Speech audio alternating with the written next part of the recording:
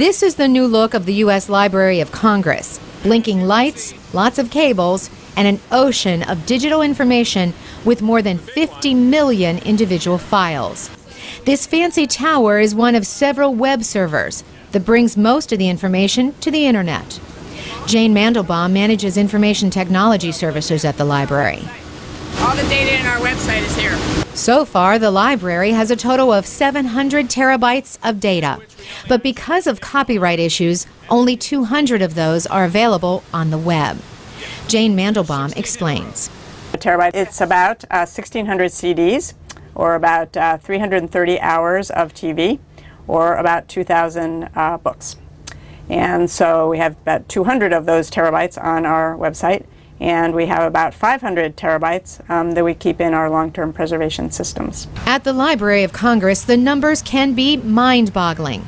Experts estimate they have more than 120 million books, 36,000 feature films, hundreds of thousands of music sheets and recordings, and the largest collections of manuscripts, websites, posters, and photography. Yet only 1% of it has been digitized. Thomas Yockel is the senior systems engineer. We have a scan lab here that scans anywhere from 4 to 6 million items a year. Now, I don't guarantee that all of those are put up on the web, but a lot of it is. Most of the library's digital collection is for preservation reasons. But it is the 1% of the collection that has been digitized for the web that serves most of its customers, 85 million a year. Digitizing the Library of Congress is a long and expensive process. This is one of 205 volumes from Abraham Lincoln's documents from the 1800s. The careful scanning of manuscripts makes this very slow work. The collection of around 65 million manuscripts holds some of the most treasured documents at the library, from presidential papers to original poems.